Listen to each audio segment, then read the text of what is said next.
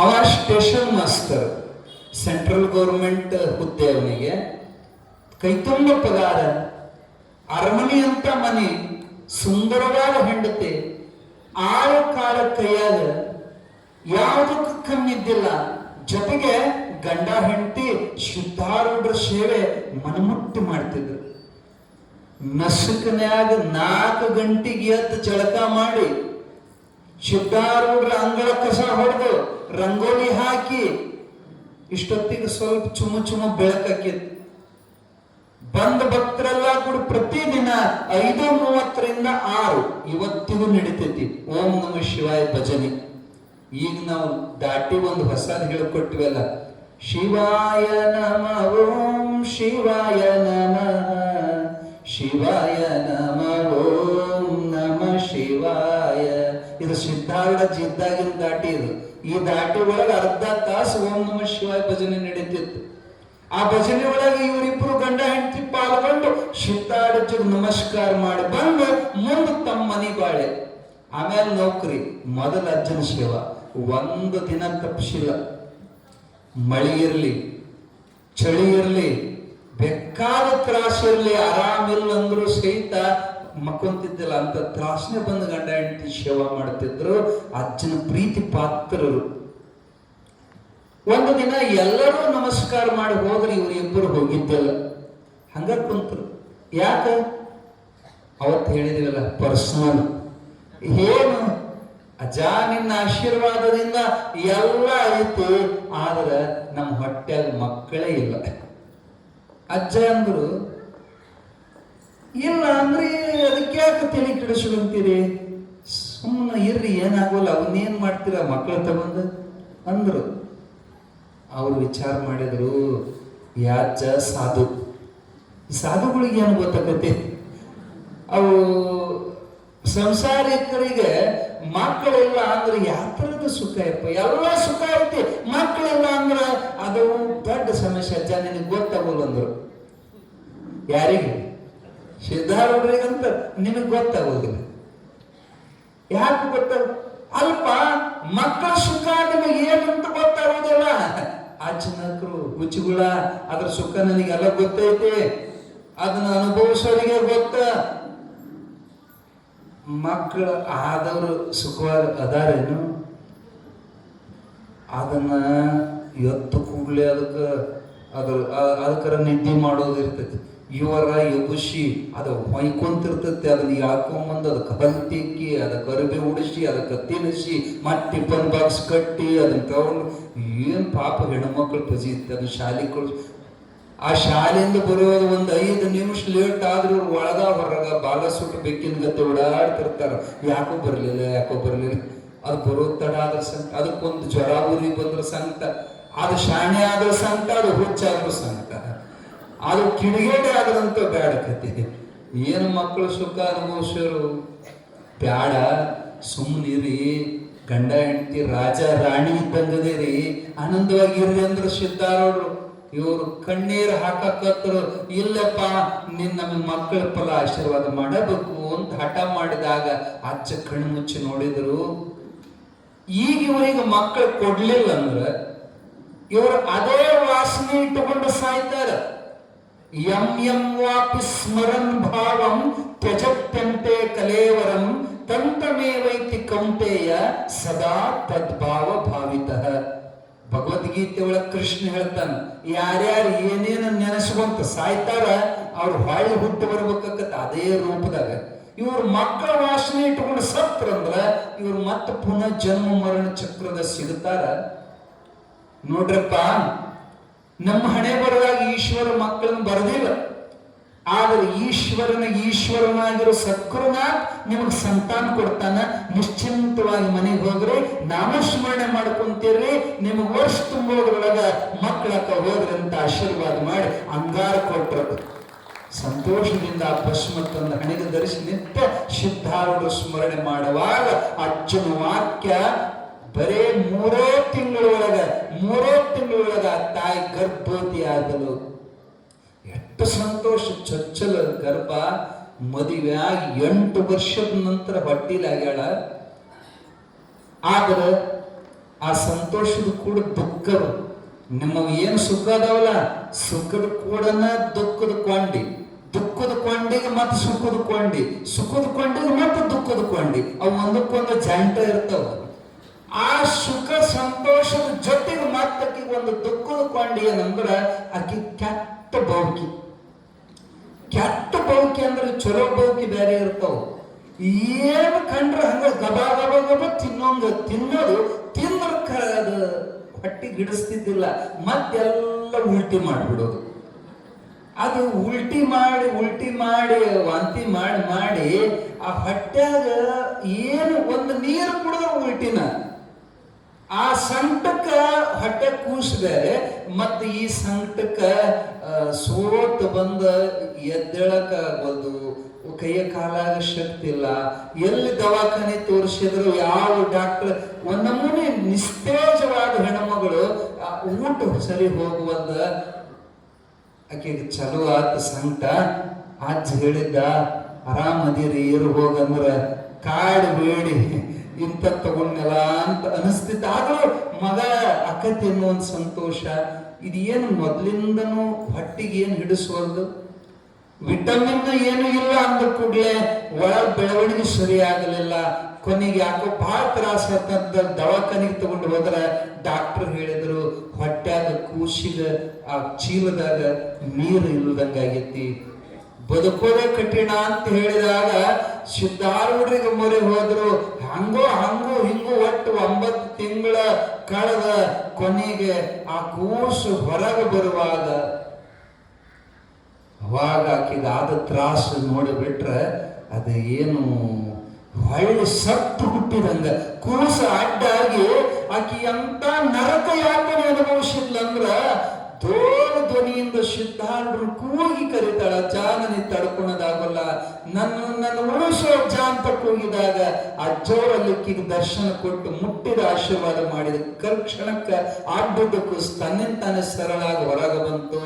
ಯಪ್ಪ ಬದುಕಿದೆ ಅಂತ ಆಕೆಗೆ ಸಮಾಧಾನ ಆಯ್ತು. ಆದ್ರೆ ಅದು ಅಳವಲ್ದು. ಅದು ಅಳಲಿಲ್ಲ ಅಂದ್ರೆ ಇವ್ರು ಅಳ್ತಾರೆ. ಅದೇನು ಹುಟ್ಟತನ ಅಳಕ್ಕೆ ಚಲೋ ಮಾಡಿದ್ರು ಇವರು, ಹೊಯ್ಕೊಳಕತ್ರು, ಅಳವಲ್ದು. ಮತ್ತ ಅದನ್ನ ಕೂಸ್ನ ಮತ್ತೆ ದವಾಖಾನೆಯಾಗಿ ಎಷ್ಟೋ ದಿನ ಏನಂತಾರ ICU ಅದ್ರಾಗ ಹಾಕಿ ಇದ್ರಾಗ ಹಾಕಿ ಆ ಡಾಕ್ಟರ್ ಕೈಯ ಸಿಕ್ಕ್ರಿ ಇವ್ರನ್ನ ದುಡ್ಡ ತರದ ಹಂಗೋ ಹಿಂಗೋ ಮಾಡಿ ಅದನ್ನ ಮನೆಗೆ ತಂದ್ರ ಖರೆ ಏನಾಗಿತ್ತಂದ್ರ ಗರ್ಭಿಣಿ ಇದ್ದಾಗ ಸರಿಯಾದ ಆರೈಕೆ ಆಗದೇ ಇದ್ದುದರಿಂದ ಎದೆ ಒಳಗೆ ಹಾಲುತ್ತಿಲ್ಲ. ಮ್ಯಾಲಿನ ಹಾಲು ಹಾಕ್ತಿದ್ರು ಅದಕ್ಕೆ ಸಮಾಧಾನ ಆಗೋದು. ಅದು ರಾತ್ರಿ ಬೆಳ್ತನ ಕಿರೋ ಇವೆರಡಕ್ಕೂ ಮಲಗ ಬಿಡುವಾಗ ಹಂಗ ನಿದ್ದೆ ಹತ್ತು ಹೊಡೆದ ಕೊರ್ರ ಮಾಡೋದು. ಇದು ಅಳೋದು ಇವಕ್ ನಿದ್ದಿಗೆಟ್ಟು ಬುದ್ಧಿಗೆಟ್ಟು ಅದನ್ನ 3-4 ತಿಂಗಳು ಆಗೋದ್ರಾಗ ಇದನ್ನ ಯಾಕರ ಹಡ್ದಿವಪ್ಪ ಅನ್ನೋ ಅಷ್ಟು ತ್ರಾಸ ಆಗಿತ್ತು. ಅದನ್ನ ತೊಳೆಯೋದು, ಅದನ್ನ ಬಳಿಯೋದು, ಅದ್ರ ಹೊಲಸ ಅದು ನೀವು ಬಹಳ ಗಟ್ಟಿ ನೀವು ಸಂಸಾರಿಕರು. ಅಷ್ಟೆಲ್ಲ ಮಾಡಿ ಸಾಕ್ ಅನ್ನೋದ್ರೊಳಗ ಇನ್ನೂ ಒಂದು 5-6 ತಿಂಗಳು ಆಗಿತ್ತು ಕೃಷಿಗೆ. ಅಷ್ಟಾಗಿ 2ನೇದು ಹೊಟ್ಟೆ ಆಗದು ನೀನು 5 ಸಾಕು ಅನ್ನೋದ್ರಾಗ ಮತ್ತೆ ಇದು ಒಂದು ಬಂತು ಹೊಟ್ಟೆ. ಅದು ಮತ್ತೆ ಹಂಗ ಬೌಕಿ ಅದು ಹಂಗ ತ್ರಾಸು ಹಂಗ ಹುಟ್ಟುತ್ತೋ. ಅದು ಹುಟ್ಟಿದ ಇದಕ್ಕಿಂತ ಹೆಚ್ಚಿನ ಅದು ಮಾಡ. ಇದನ್ನು ಸುಮ್ಮ ಮಾಡಿಬಿಡದ, ಆಗ ಹೇಳ್ತಿತ್ತು ಅದನ್ನು ಸುಮ್ಮ ಮಾಡಿಬಿಡ. ಇದು ಹೋಗಂತ ಯಾರು ತಲೆಯಾಗ ತಲೆ ಚಿಟ್ಟು ಹಿಡಿದು ಹೋಗಿತ್ತು.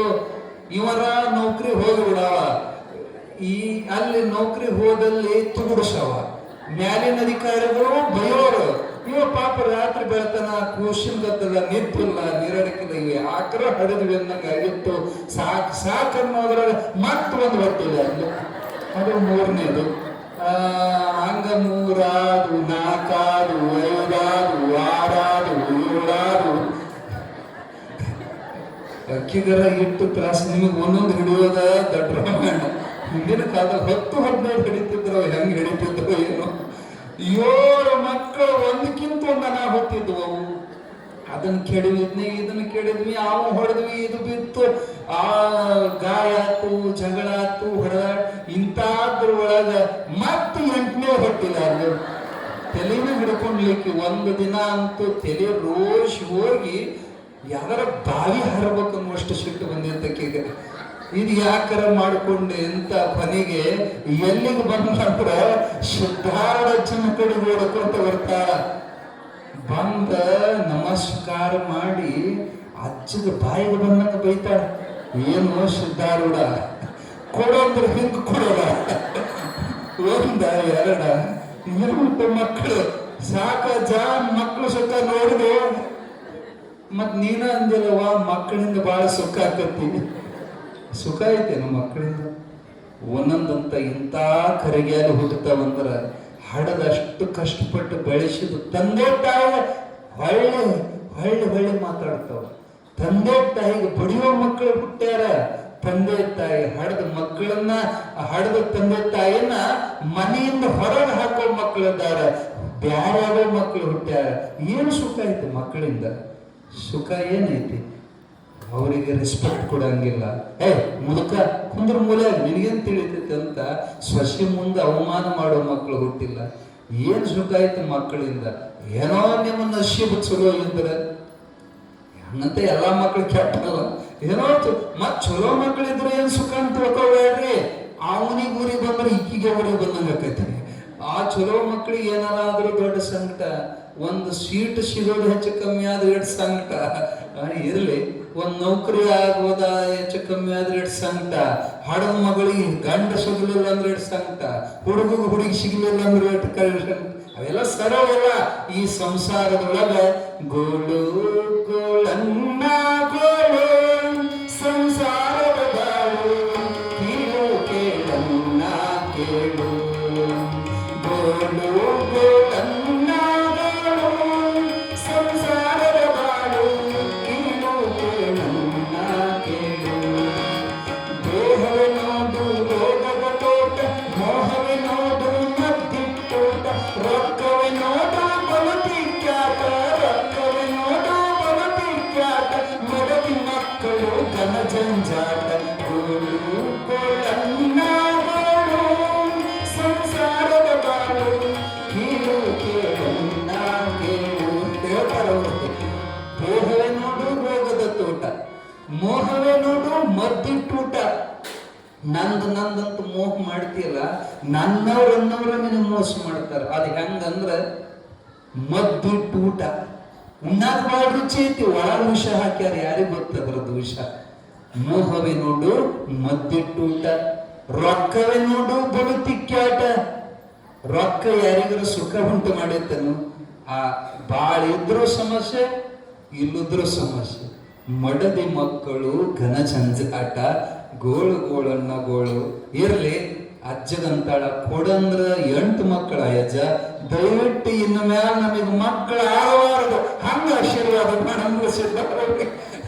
ಅಜ್ಜನಕರು ಸುಖ ನೋಡಿದಿಲ್ಲ, ಆಯ್ತು ಅದ್ರ ವಾಸನ ಆಗ ಬರಬಾರದು ಅಂತ ನಿಮಗೆ ಅದನ್ನ ಕೊಟ್ಟು ಹೆದರಬೇಡ, ಅಳಬೇಡ, ಇನ್ನು ಮ್ಯಾಲ ನಿಮ್ಮ ಮಕ್ಕಳಾಗೋದಿಲ್ಲ ಹೋಗಂತ ಆಶೀರ್ವಾದ ಮಾಡಿದ್ರು.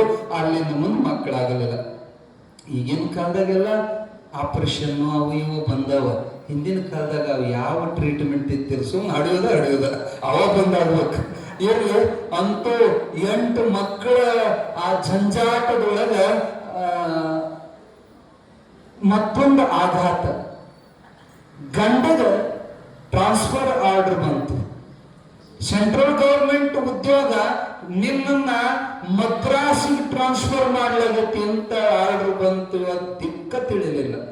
ಯಾಕಂದ್ರೆ ಮದ್ರಾಸಿಗೆ ಹೋಗ್ಬೇಕಂತ ಚಿಂತೆ ಅಲ್ಲ. ನಮ್ಮಪ್ಪ ಸಿದ್ಧಾರೂಢಪ್ಪನ ಪ್ರತಿದಿನ ಎದ್ರು ನಾವು ಮುಖ ನೋಡ್ತಿದ್ವಿ. ಆ ಪರಮಾತ್ಮನ ಬಿಟ್ಟು ನಾವು ಇನ್ನೊಂದು ಊರಿಗೆ ಹೋಗ್ಲಿಕ್ಕೆ ಸಾಧ್ಯ ಇಲ್ಲ. ನಾನು ಆ ಡ್ಯೂಟಿಗೆ ರಾಜೀನಾಮೆ ಕೊಡ್ತೀನಿ, ಕರೆ ನಾನು ಅಜ್ಜನ ಬಿಟ್ಟು ಹುಬ್ಬಳ್ಳಿ ಬಿಟ್ಟು ಹೋಗಲ್ಲ ಅಂತ ಹಠ ಹಿಡಿದ.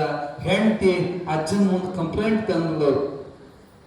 ಅಜ್ಜವ್ರು ಕರೆಸಿ ಹೇಳ್ತಾರೆ, ರೂಪಕೃಷ್ಣ ಸಿದ್ಧಾರೂಢ ಬರೀ ಹುಬ್ಬಳ್ಳಿಯಾಗದನ್ನು ತಿಳ್ಕೊಂಡು ಏನಪ್ಪ, ನೀವೆಲ್ಲಿ ಸ್ಮರಣೆ ಮಾಡ್ತೀರ ನಾ ಅಲ್ಲಿ ಬರ್ತೀನಿ. ಕಾಯಕವೇ ಕೈಲಾಸ ಅಂತ ದೊಡ್ಡವ್ರು ಹೇಳ್ಯಾರ. ಸಿಕ್ಕ ಕೆಲಸ ರಾಜೀನಾಮೆ ಕೊಡಬಾರ್ದಪ್ಪ, ಹೋಗು, ನೀನ್ ಅಲ್ಲೇ ಸ್ಮರಣೆ ಮಾಡ್ಕೊಂತಿರೋ, ಅಲ್ಲೇ ನಾನು ಇರ್ತೇನೆ ಅಂತ ಸಮಾಧಾನ ಮಾಡಿ ಕಳಿಸಿದ್ರು. ಅಲ್ಲಿ ಬ್ಯಾರೆ ಊರಿಗೆ 8 ಮಕ್ಕಳು, ಗಂಡ ಹೆಂಡತಿ, ಅಲ್ಲೊಂದು ಬಾಡಿಗೆ ಮನೆ ಮಾಡಿ ಹುಡುಗರು. ಇವ ಡ್ಯೂಟಿಗೆ ಹೋಗ್ಬಿಡವ. ಈ ಹೆಣ್ಮಗಳಿಗೆ ತಮಿಳು ಭಾಷೆ ಬರೋದಿಲ್ಲ, ಅಲ್ಲಿ ಸಂಬಂಧಿಕರಲ್ಲಿ ಪರಿಚಯವಿರಲಿಲ್ಲ. ಇವ ಸಣ್ಣ ಸಣ್ಣ ಮಕ್ಕಳು ಕಟ್ಟಿಕೊಂಡು ಆಕಿಗೆ ಒಂದು ನಮೂನಿ ಜೈಲ್ನಾಗ ಕೂಡಿ ಹಾಕಿದಂಗಾಗಿತ್ತು. ಅದೇ ಸಮೀಪ ಮತ್ತೊಂದು ಖಂಡಾಂತರ ಏನು ಬಂತಂದ್ರ, ಮುಂಬೈ ಶಹರದೊಳಗ ಗ್ರಂಥಿ ರೋಗ ಅಂದ್ರ ಈಗಿನ ಕಾಲಕ್ಕೆ ಅದಕ್ಕೆ ಪ್ಲೇಗ್ ಅಂತ ಕರೀತಾರ. ಪ್ಲೇಗ್ ರೋಗ ಒಬ್ಬರಿಂದ ಒಬ್ಬರಿಗೆ ಹಬ್ಬಕ್ಕುವಂತ ಎಲ್ಲ ಕಡೆ ಹಾದಿ ಬೀದಿಗೆ ಹೆಣ ಬೀಳಾಕತ್ತು. ಅಂಟ್ರೋಗ ಅದು ಒಬ್ಬರಿಂದ ಒಬ್ಬರಿಗೆ ಸೊಂಕ ಹಚ್ಚುವಂತ ಹೆಣ ತೆಗೆಯೋರ ದಿಕ್ಕಿದ್ದಿಲ್ಲ. ಆ ರೋಗಕ್ಕ ಗುದ್ದವನ ಬ್ಯಾನಿ ಅಂತಿದ್ರು. ಗುದ್ದವನ ಬ್ಯಾನಿ ಅಂದ್ರೆ ಏನ್ ಹೇಳ್ರಿ, ಈಗ ಒಂದ್ ತಗ್ಗು ತೆಗೆದು ಬಂದು ಹುಗದು ಬರೋದ್ರಾಗ ಮತ್ತೊಂದು ಸತ್ತಿರೋದು ಓಣ್ಯಾಗ, ಮತ್ತ ಅದಕ್ಕೊಂದು ತಗ್ಗು ತೆಗಿ, ಅದಕ್ಕೊಂದು ತಗ್ಗು ತೆಗಿ, ಎಷ್ಟು ತಗ್ಗು ತೆಗಿಯೋದು. ಅದಕ್ಕ ಹಿರಿಯರು ಏನು ಮಾಡಿದ್ರಂದ್ರ ಒಮ್ಮೆ ದೊಡ್ಡ ತಗ್ಗು ತೆಗೆದು ಬಿಡೋದು. ಸಂಜೆ ತನ ಎಷ್ಟು ಹೇಳತ್ತ ಸಾಯ್ ಒಟ್ಟು ಒಂದ ಗುದ್ನ್ಯಾಗ ಮುಚ್ತಿದ್ರಂತ. ಅದಕ್ಕೆ ಆ ರೋಗ ಗುದ್ದವನ ಬ್ಯಾನಿ ಅಂತ ಹೆಸರಿಟ್ಟಿದ್ರು. ಅಂತ ಭೀಕರವಾದ ರೋಗ ಹಬ್ಬಕ್ಕಂತ ಮದ್ರಾಸಿಗೆ ಬಂತು. ಅದು ಕೊಂದ ದಿನ ಆ ಭಾಗ್ಯವತಿ ಬಾಯಿಯ ಕೊನೆ ಮಗು, 5 ವರ್ಷದ ಕೋಮಲವಾದ ಮಗುವಿಗೆ ಅಟ್ಯಾಕ್ ಆಗ್ಬಿಡ್ತು. ತಿಳಿಯುದು ದೊಡ್ಡವರೇ ಬಂದ್ರು ಉಳಿಯೋದಿಲ್ಲ, ಇನ್ನು ಸಣ್ಣ ಮಗು ವಿಲ ಒದ್ದಾಡ್ತೈತಿ. ಗಂಡ ನೋಡಿದ್ರೆ ಡ್ಯೂಟಿ ಹೋಗ್ಬಿಟ್ಟಾನ, ಸಣ್ಣ ಮಕ್ಕಳು. ಆಕೆಗೆ ದವಾಖಾನೆ ಎಲ್ಲ ಇತ್ತಂತ ಗೊತ್ತಿಲ್ಲ. ಆಕೆ ಉಳಿದ ಏಕೈಕ ಆಯ್ಕೆ ಜಗದ್ಗುರು ಸಿದ್ಧಾರೂಢ. ಆ ಸಂಕಟದೊಳಗ ಕೂಸ್ ತಗೊಂಬಂದ ಅಜ್ಜನ ಫೋಟೋದ ಮುಂದ ಕಣ್ಣೀರು ಹಾಕಿ ಬೇಡ್ತಾಳ, ಅಜ್ಜ ನಿನ್ನ ಬಿಟ್ರ ಯಾರಿಲ್ಲ ನನಗ, ಇಲ್ಲಿ ಯಾರು ನನಗೆ ಪರಿಚಯ ಇಲ್ಲ, ನೀನೇ ಡಾಕ್ಟರ್. ಅಜ್ಜನ ತೀರ್ಥ ತಂದಿದ್ರು, ಅದೇ ತೀರ್ಥ ಬಾಯಾಗ ಹಾಕಿದ್ಲು. ಅಜ್ಜನ ಅಂಗಾರ ಮೈ ತುಂಬ ಇದೇ ಔಷಧಿ, ಇದೇ ಗುಳಿಗೆ. ಅಜ್ಜ ನೀನು ಉಳಿಸು ಅಂತ ಬೇಡ್ತಾ ಇದ್ದಾಳೆ. ಒಮ್ಮಿಂದೊಮ್ಮೆ ಹೆಚ್ಚಾಗಿ ಒದ್ದಾಡಿ ಕೈಯಾಗ ಸತ್ತು ಬಿಡ್ತಾರೆ ಕೂಸು. ಯಾವಾಗ ಉಸಿರು ಕೇಳಿದ್ರೆ ಕೈಕಾಲು ಚಲತ್ತೋ ಸಿದ್ಧಾರೂಢ ಅಂತ ಗಟ್ಟಿಯಾಗಿ ಕೂಗಿದ್ಲು. ಕೂಗಿದ ಮರುಕ್ಷಣಕ್ಕೆ ಸಾಕ್ಷಾತ್ ಜಗದ್ಗುರು ಸಿದ್ಧಾರೂಢರು ಬರ್ತಾರ. ಬಾಗಲ ಪರದೆ ಸರಸಗೊಂಡು ಬರೋ ಕಾಲಿನಿಂದ ಬಂದಾರ, ಬಿಳಿ ವಸ್ತ್ರ ಉಟ್ಟಾರ, ತಲೆಗೆ ಕೆಂಪು ಪಾವಳು ಸುತ್ತಾರ. ಯಾಕಮ್ಮ ಭಾಗ್ಯವತಿ ಅಂತ ಕೇಳ್ಕೊಂತ ಬಂದ್ರು. ನೋಡ್ತಾಳ, ಮಾತಾಡಕ್ ಬಾಯಿ ಬರುವುದಕ್ಕೀಗ ಆನಂದ ಜೊತೆಗೆ ನೋವು ಎರಡು ಕೂಡ್ಯಾವ. ಶಬ್ದ ಬರ್ಲಿಲ್ಲಕ್ಕೀಗ ಆ ಸತ್ತು ಕೂಸು ಎಬಸಿದ್ಲು. ಆವಾಗ ಅಜ್ಜವ್ರ ಅದನ್ನ ತಗೊಂಡ್ ತೊಡಿ ಮೇಲೆ ಹಾಕೊಂಡ ಅದರ ಮೈ ಮ್ಯಾಲ ಕೈಯಾಡಿಸಿ ಓಂ ನಮ ಶಿವಾಯ ಅನ್ನೋದ್ರೊಳಗ ಸತ್ತು ಕೂಸು ಎದ್ದು ಕೊಂದಿರುತ್ತೋ. ಅವಾಗ ಆನಂದದಿಂದ ಅಜ್ಜನ ಪಾದಕ್ಕೆ ನಮಸ್ಕಾರ ಮಾಡಿ ಆಕಿಗೆ ಏನ್ ಮಾಡಬೇಕು ತಿಳಿವಲ್ದು. ಅಜ್ಜನ ಪೂಜೆಗಂತ ತುಳಸಿ ಮಾಲೆ ಕಟ್ಟಿದ್ಲು. ಅದೇ ಮಾಲೆಯನ್ನ ಅವ್ರ ಕೊಳ್ಳಾಗ ಹಾಕ್ತಾಳ. ಅಜ್ಜಗ ಕುಡಿಯಾಕಂತ ಹಾಲು ಕಾಶಿ ಅದಕ್ಕೆ ಸಕ್ಕರೆ ಹಾಕಿ ತಂದ ಅಜ್ಜಗ ಹಾಲಿನ ಲೋಟ ಕೊಡ್ತಾಳ. ಅರ್ಧ ಕುಡಿದು ಉಳಿದ ಅರ್ಧ ಆ ಹುಡುಗಗ ಕುಡಿಸಿದ್ರು. ಸತ್ತು ಬದುಕಿದ ಹುಡುಗ ಕುಡಿಸಿ ಹೊಳ್ಳಿ ಆ ಕೂಸಕ್ಕೆ ಕೈಯಾಗ ಕೊಟ್ಟು ಏನಾಗೋದಿಲ್ಲ, ಹೆದರಬೇಡ. ಆಕೆಗೆ ಒಂದೊಮ್ಮೆ ದಿಗ್ಮೂಢಳಾಗಿದ್ಲು. ಅಜ್ಜಗ ನಮಸ್ಕಾರ ಮಾಡಿ ಎದ್ದು ನೋಡೋದ್ರ ಸಿದ್ಧಾರೂಢರು ಮಾಯಾಗಿದ್ರು. ಎಲ್ಲಿ ಹುಬ್ಬಳ್ಳಿ, ಎಲ್ಲಿ ಮದ್ರಾಸು. ಅಷ್ಟೊತ್ತಿಗೆ ಗಂಡ ಬಂದ, ಕಣ್ಣೀರು ಹಾಕೊಂತ ಎಲ್ಲಾ ಕತಿ ಹೇಳಿದ್ಲು. ನಮ್ಮ ಹುಡುಗ ಸತ್ತಿತ್ತು, ಸಿದ್ಧಾರೂಢರು ಬಂದು ಉಳಿಸಿದ್ರು. ಅವನು ನಂಬಕ್ ತಯಾರಿಲ್ಲ. ಹಂಗ್ಯಾಂಗ ಬರ್ತಾರ, ಎಲ್ಲಿ ಹುಬ್ಬಳ್ಳಿ, ಎಲ್ಲಿ ಮದ್ರಾಸ್. ಕರೆನ ನಾನು ಅಷ್ಟಲ್ಲಿ ಇವೆಲ್ಲ ಮಕ್ಕಳು ನೋಡ್ಯಾವ ನೋಡ್ರಿ. ನನ್ನ ಕೈಯಾರೆ ತುಳಸಿ ಮಾಲೆ ಹಾಕೇನೆ, ನನ್ನ ಕೈಯಾರೆ ಹಾಲು ಕುಡಿಸಿ ಅಂದಾಗ ಆಶ್ಚರ್ಯದಿಂದ, ಹಂಗಾದ್ರೆ ನಾಳೆನೆ ನಾವು ಹೊರಟು ಹುಬ್ಬಳ್ಳಿ ಹೋಗೋಣ ಅಂತ 8 ಮಕ್ಕಳು ಕರ್ಕೊಂಡು ರೈಲಿನ ಮೂಲಕ ಹುಬ್ಬಳ್ಳಿಗೆ ಬಂದ್ರು. ಸಿದ್ಧಾರೂಢರು ದರ್ಶನ ಮಾಡಿದಾಗ ಎಂತ ಚಮತ್ಕಾರ ಅಂದ್ರೆ, ಆಕಿ ಮದ್ರಾಸದಾಗ ಯಾವ ತುಳಸಿ ಮಾಲೆ ಕಣಗಲ ಹೂವದ ಜೊತೆಗೆ ಕಟ್ಟಿದ್ಲೋ ಅದೇ ಮಾಲೆ ಸಿದ್ಧಾರೂಢ ಕೊಳ್ಳಾಗಿತ್ತಂತೆ.